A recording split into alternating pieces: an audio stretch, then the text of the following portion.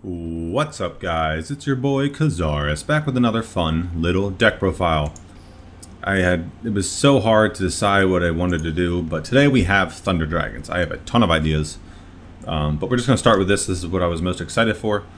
So here's the deck. Now, if you'll notice, first thing you probably notice is I don't have any OG Thunder Dragon, specifically because I don't think it's very good without the fusions. Now I know it thins the deck. You discard it, search 2 more, so it gives you hand advantage, and it kind of just takes itself out of the deck right away. But I don't want to open multiples, so it has like a higher brick chance, and the deck is already packed for space. Like it's very like I want to play 2 Chaos Sorcerers, I want to play 3 Plague Spreader, but like I needed more starters, so I had to make room for Aloof. And this is what I ended on. So you have the 1 Chaos Sorcerer. This is a Chaos deck. You have a bunch of Darks and Lights. You only have, well, technically you only have 3 Lights in Hawk. However, Dark searches it, Roar specials it from deck, Gold Sark banishes Dark to search it. So you essentially have a ton of Hawks. There's no way you're not going to have Hawk in any given game. So Chaos Sorcerer is kind of like a late game. You don't want to see multiples. Like if you open 2 Chaos Sorcerers, you're probably not going to be able to play that game. So I just have the 1. Just like if you see it, cool, but like by like a couple turns in, you're gonna have gotten rid of your entire Thunder Dragon engine in the deck, so you'll have a pretty good chance of seeing it mid to late game if you don't open it. So just the 1 Sorcerer. I wanted to play 2, but I don't want to see more than 1 in my opening hand. 3 Hawk, 3 Dark, and 3 Roar. Now this is the main engine of the deck. We don't have any fusions, so the goal of the deck is to not like turbo through your Thunder Dragons and end on a Floodgate or Titan, like ending on Colossus so your opponent can search, or ending on Titan so you can get multiple pops on your opponent's turn. That's not the goal of the deck. The goal of the deck is to just stall. Everything floats. Dark, when it's sent from field to grave or banished, you search any Thunder Dragon card. So the trap or one of these traps here, I'll explain those in a second. Roar, when it's sent from field to grave or banished, you summon a Thunder Dragon from deck, and it returns to the hand in the end phase. So that's important. Whatever you're summoning with Roar, if you can't do anything with it that turn and it goes back to your hand, you just want that monster to typically be Hawk, so that like if you have the Plague Spreader, you can banish Roar with Sark or something, or Aloof, and then summon Dark from deck. Not with Aloof. So if you banish Roar with Sark and then summon Dark from deck, you can then normal summon Plague, make like a Samurai Destroyer, and then search with Dark. But if you can't do anything with a monster you summon off of Roar, just make it be Hawk, and then at the end phase you'll add back Hawk to your hand for the next turn to discard and add from and special summon. So Hawk will discard itself, target a banished or graveyard Thunder Dragon monster, summon it to the field, any position, and then if it's banished, you can pretty much mulligan your hand. So Magical Mallet, just pick any amount of cards in your hand, return them to the deck, and draw the same number. That effect will rarely come up. You're just going to be using it to discard and special from grave or banished. In desperate situations, you'll be mulliganing your hands to get out of brick or something like that. But the deck doesn't brick very often. 2 Plague Spreader, because since we don't have fusions, we want to be synchroing. The monsters we have are level 6 in Roar and Hawk, and level 5 in Dark. So we have a bunch of level 7 and 8, and then 1 level 9 synchro. And I'll get to those in a second. Now we have the 1 Aloof Lupine and 3 Gold Sark. So these are your starter cards. And what I mean by starters is they start your plays. So like if you don't play any starter cards and you just have a hand full of a bunch of tribute monsters, you're not going to be able to, like a bunch of high level monsters, you're not going to be able to get them to the field to do what you want to do.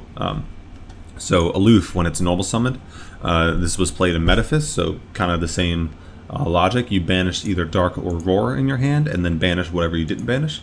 So if you banish Roar and Dark, you will search a Hawk and then special another Dark or something like that, or you'll search a trap and special a Hawk off of Roar, and then end phase Hawk will go back to your hand, and then you'll have the trap or something like that. There's a lot of combinations you can do, a lot of searches and specialing things you can do, or you can banish a Hawk and a Dark to get the search, and then Hawk will mulligan your hand, so you can reset. Like if you open 2 Aloof, you don't want to have 2 in your hand, so something like that. I'm only playing 2 because it conflicts for normal summons of the Plague Spreader, and it's just not a better starter than Gold Sark. And I don't want to, like 21 is like, I don't want to play more than 20, but 21 I justify it because these two are searchable. I didn't play the Revive Trap at first, but it's too good to not play, so I left it this. I want to play Sorcerer, I want to play Plague Spreader, I want to play multiple starters. This is what I could get it to. Econ is very good. Tribute take using one of your Thunder Dragons, you'll trigger its effect and take your opponent's monster. So you'll get a search and a take, so it's essentially like a +1 because you're getting rid of 2. It's not really a +1. It's a net neutral. Essentially, you're getting rid of a monster in itself to take their monster and either search or special summon. So Econ's very good in this deck because it can go for you can go for lethal, or you can synchro with whatever you take, stuff like that. Now the 2 traps here. So this is Thunder Dragon's 100 Thunders, which is Mokubo's level 30 reward. We only have one of it, but for good reason. So this is a powerful rebirth called Haunted. However, if you have multiple monsters of the same name that you target in the grave, you can summon as many of those as you want. So say you have 3 dark in the grave and you activate this targeting dark, you'll summon the dark, and then it'll ask you if you want to summon 2 more dark. You don't have to summon all 3, but you can summon 1, 2, or 3 because you have all 3 in the grave. And essentially, there's no way your opponent's pushing through, like, say they attack into a Roar will special dark from deck, and then they clear that dark, you'll get a search. And then if they attempt to attack again, now you have like multiple dark in the grave, for instance, and then you can just summon them all back. A thing to note with this, though, is that if you have any of those monsters on the field that were summoned using its effect, you can only summon Thunder-type monsters. So you can't synchro with any of the monsters you summon until they're off the field. Or you can't synchro at all, and you can't synchro with the monsters you summon. So they have to be off the field, so you can like tribute summon them on your next turn for Roar or something like that, and then get another search with dark. So the deck is very resilient. And then we have the Thunder Dragon Discharge to play through back row. So it reads, the activation of your Thunder type monsters cannot be negated. So Dark Lords can still negate it because they're not negating the activation, they're just negating the effect. So they will still activate and still resolve, they'll just resolve without effect. But like Shien negates the activation, but only if spells and traps. So I can't think of any monster negations right now. Like they can't Divine Wrath or Ultimate Providence or Rebirth your Thunder type monsters. So that is kind of essential. So even if you're not going to be popping back row, you like against like against like Rebirth of Parsheth, Desperado decks and stuff like that, you just want to have this face up so that your opponent can't rebirth your Thunder Dragon monsters. So that's pretty cool. And then the more important effect is once per turn, if a Thunder Dragon monster is normal or special summoned to the field, you can target a spell or trap on the field, banish the Thunder type monster from your deck, and if you do, destroy that target. Now this is because of that. That was one of the reasons I'm still considering playing Thunder Dragon in the main deck, because you run out of targets very quickly for the banish effect, because you only have 9 targets here. And you'll go through 3 in a turn. So like by mid to late game, you're not going to be able to resolve this card because you have to banish the Thunder from the deck in order to destroy a spell or trap on the field. So if we add 3 Thunder Dragons, let's just do some theory real quick. If we add 3 Thunder Dragons to the main deck, now we have 24 cards. That's a lot. But we do have 12 targets for this trap card, and the entire deck is very searchable. So as soon as we see 1 Thunder Dragon, we just discard it to search the other 2, and then all of a sudden we're back to 21 cards.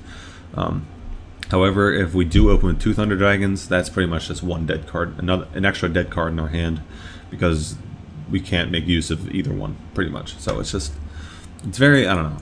I'm going to do some more testing and get back to you guys, but this is my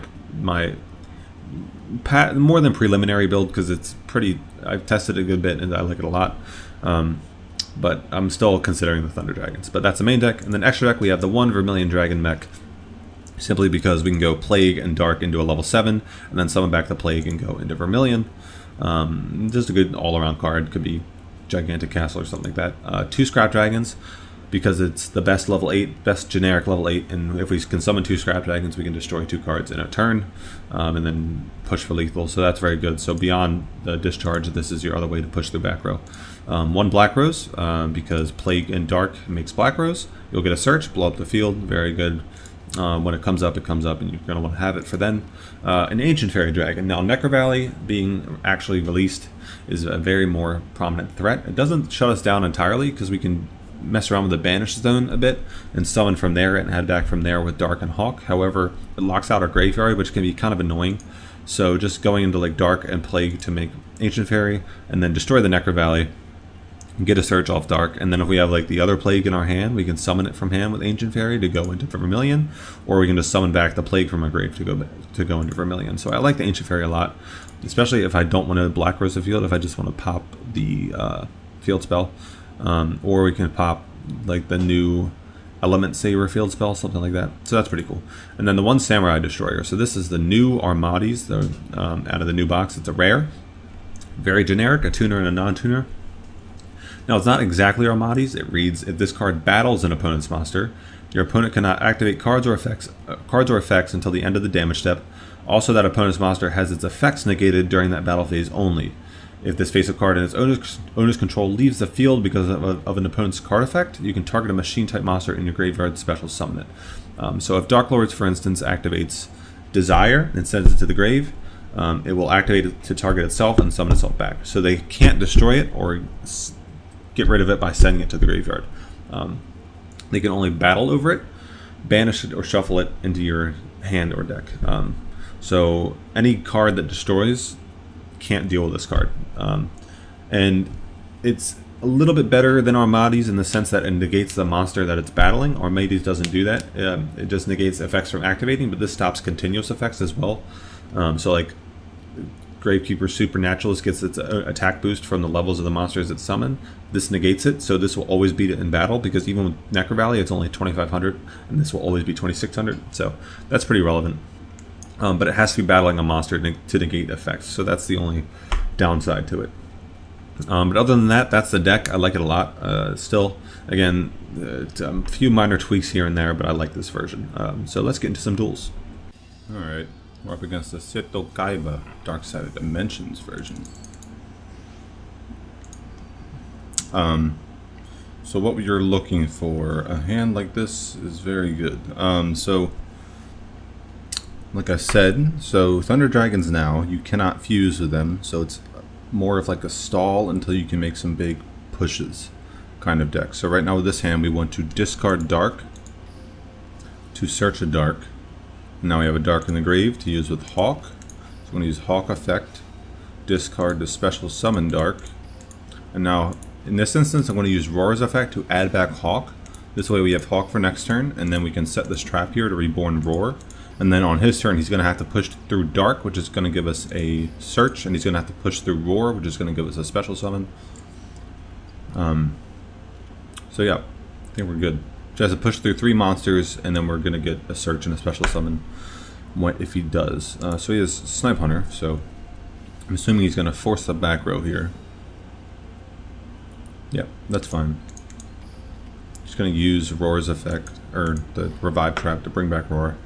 Make sure not to chain Dark on accident, because that means you can't use the one on field effect, since they're only either or effect per turn. So you can either special summon from deck with Roar, or add back from grave or banished.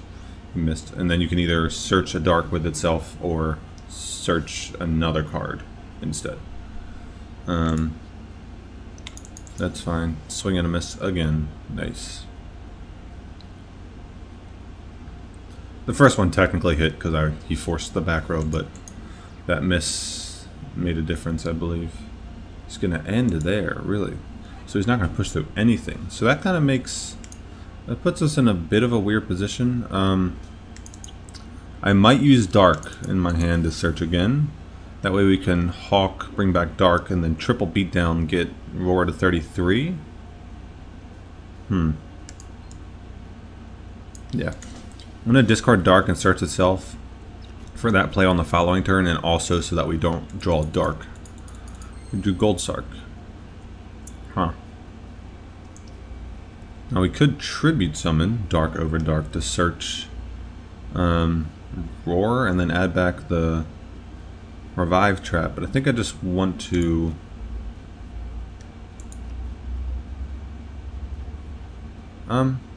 No, yeah. Yeah, I like that. Yeah. And then add back the Revive Trap. This will grab Roar. And then we can Hawk for Roar. And now we have 2 roars at 3,300. That way he'll have to block both attacks. Yeah, I like that. Activate. Special summon from grave, or no, add back from grave to hand. I'll activate this. Special summoning roar. Now if he outs our whole field, we'll have the revive trap, which can summon all 3 darks. So the revive trap is really cool. So it revives whatever you target, and then if there are additional names of the target, then you can revive them as well. So very good card. So 300, 800, or 1800 econ. Tribute take, yeah, that's fine. I don't care. I'm just gonna attack for damage in this instance because I don't really care. Yeah, I don't care if dark's on the field or not because we have the revive trap and 3 darks in the grave. And then on our turn we can Gold Sark for the last roar in our deck to summon Hawk or something. And then the cool thing to note about roar is that if the monster you banished, if it goes to end phase and the monster you banished is still in the field, it'll go back to your hand. So you can just like banish roar to summon Hawk and then end turn, and then you'll add the Hawk back to your hand. And then on your, like if you do that during your opponent's turn, now you have a Hawk to use on your turn.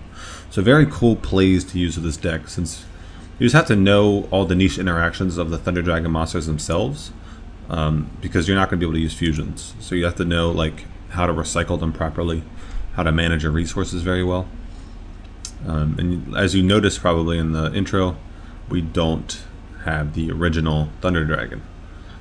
He's going to attack here simply because it just, without the fusions, there's no point to it really. And even if there was duo, if we had duo, I would probably use it still because it's a free light and free advantage. So like we did there, you killed a roar, summoned Hawk, and end turn it goes back to our hand. We have discharge. So I'm just gonna Hawk summon roar. Yeah. Now I'm just gonna. We should have 1 roar left in deck, correct? Yes. So 1 roar in deck, banish just to get that last level 5 or higher monster on the field, to then get our 3,300 attack monsters and beat over his Cosmo Brain.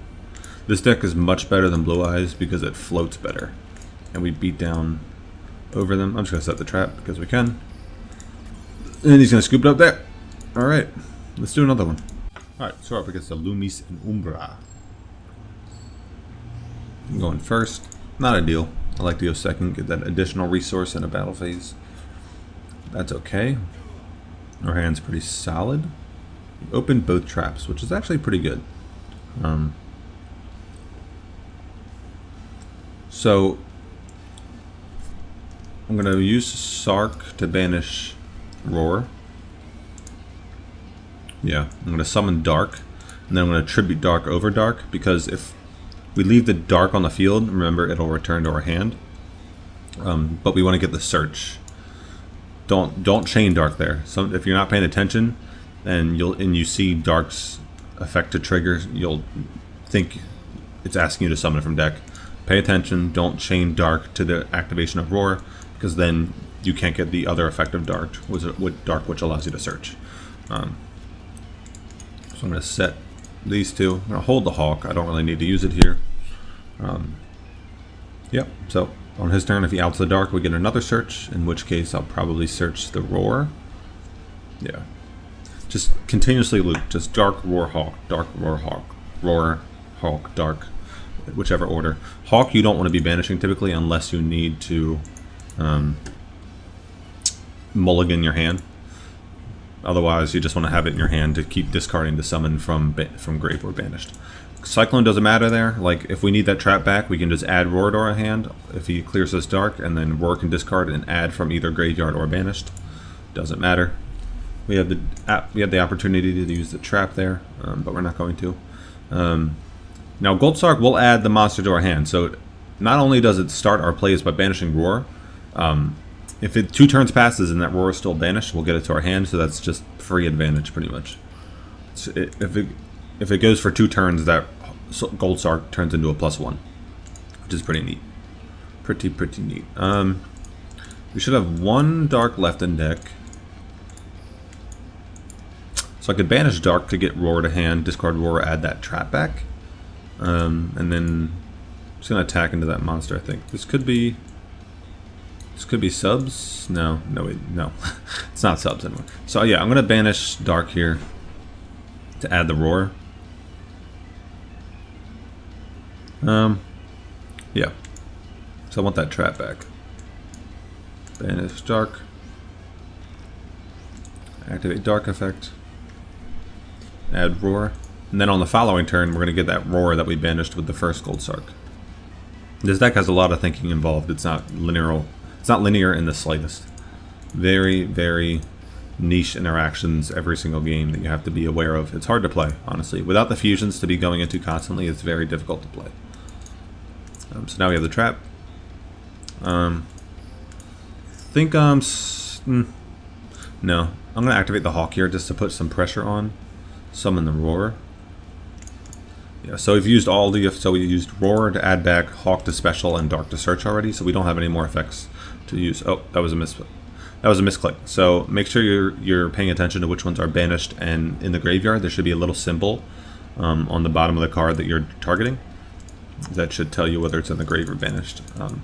But see, now we won't get that Roar to our hand because we accidentally summoned it. So that was a misclick. I should have summoned the one from the graveyard. But regardless, I don't think it matters too much. It will. It can matter, but it might not matter this game. So it's Gravekeepers. Interesting.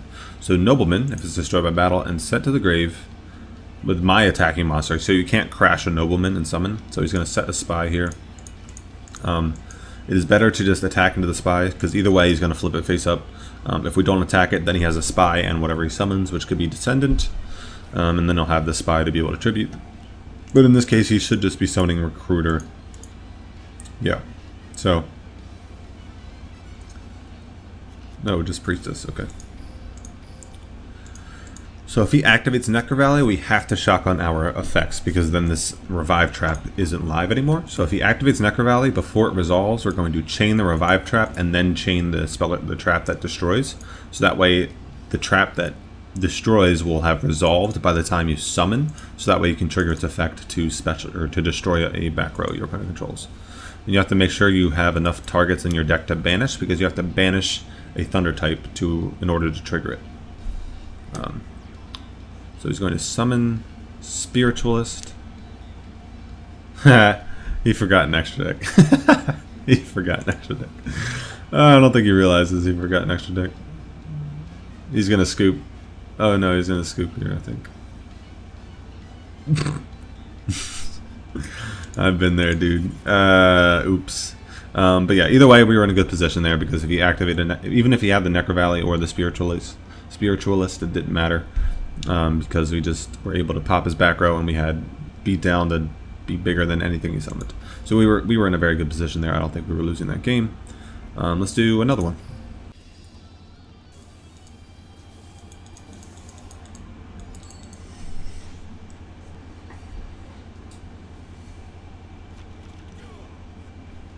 Alright, so we opened nothing like... Going first isn't ideal, but like in this instance, I'm just going to discard Dark to search a Dark, and now we have the Revive Trap live. Yeah, just going to set the Plague, and we have the Revive Trap live. So then on his turn, we can, if he attempts to like push for lethal for some reason, we'll summon the Dark, get a search the Hawk, not Hark. Jeez. I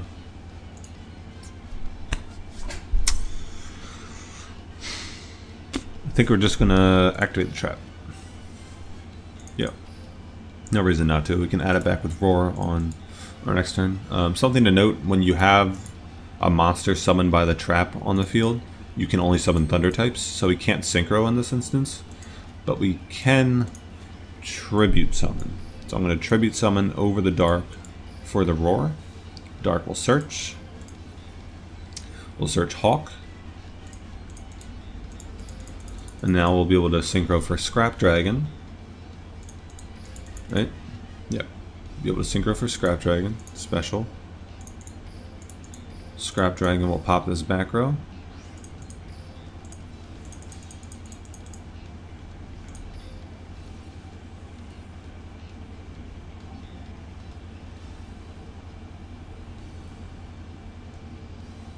Nice.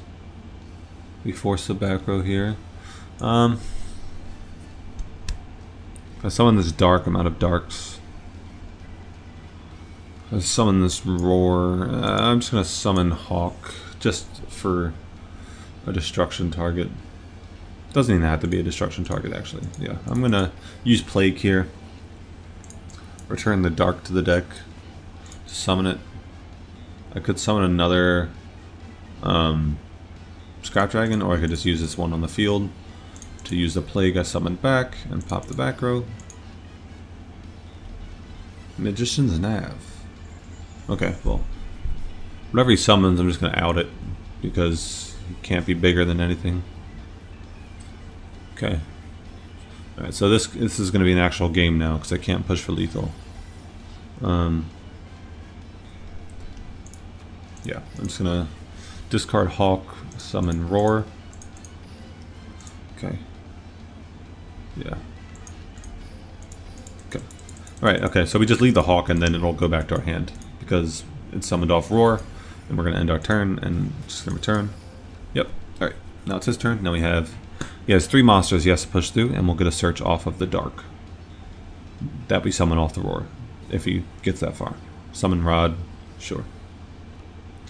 The thing about this deck, it's so resilient. It is so hard to kill through 3 monsters every turn.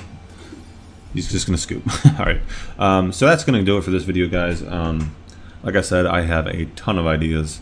There's so many decks you can do with Invoke, so many Spellcaster, Warrior, Fusion decks with Dark Cavalry, just so many ideas going through my head, and this is just the one I was most excited for this update, just the one I actually knew about, so I just wanted to put this one out first. Hope you guys enjoyed. I will see you in the next one. Peace.